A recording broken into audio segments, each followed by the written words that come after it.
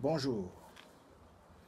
Notre organisation non gouvernementale, Agence de diffusion de droit international humanitaire en Afrique centrale, en sigle ADIAC, a pour mission l'enseignement des droits de l'homme.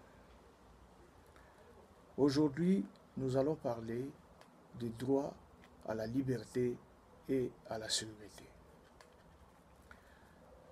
Le droit à la liberté et à la sécurité figure parmi les préoccupations considérant ce qui se passe dans plusieurs pays du monde, notamment à l'Afrique, où la liberté est totalement bafouée. La liberté peut être considérée comme le fondement de droit, c'est-à-dire sans la liberté, il n'y a pas de droit.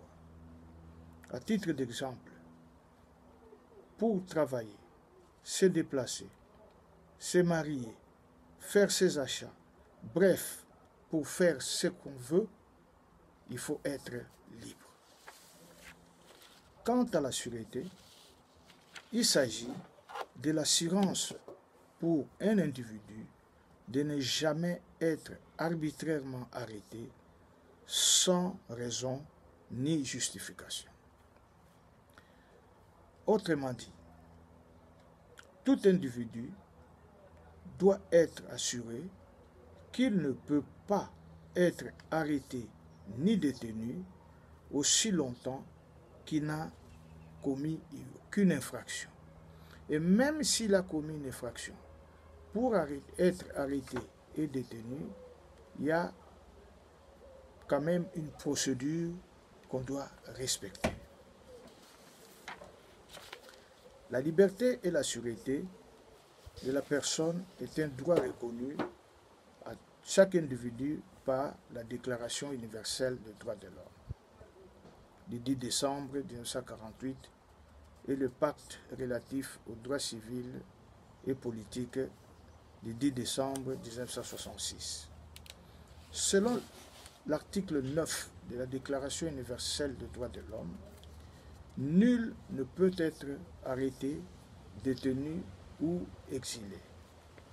Quant à l'article 9 du pacte relatif aux droits civils et politiques, il déclare « Tout individu a droit à la liberté et la sûreté de sa personne. Nul ne peut faire l'objet d'une arrestation ou détention arbitraire.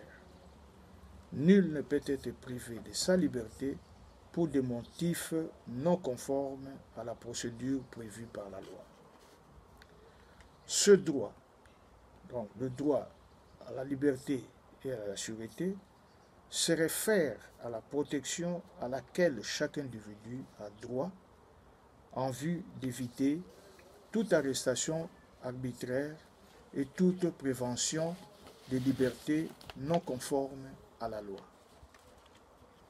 Le droit à la liberté et à la sécurité a pour but de protéger les gens vis-à-vis des institutions étatiques qui agissent contrairement à la loi en basant leur action sur le seul soupçon.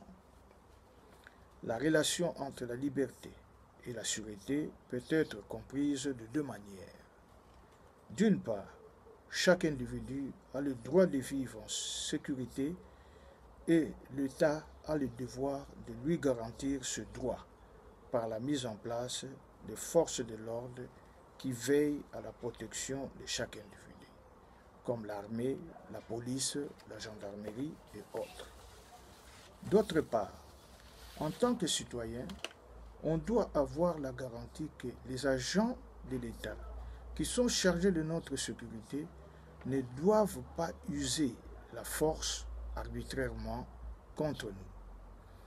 Ils ne doivent pas nous harceler, nous menacer notre sécurité physique.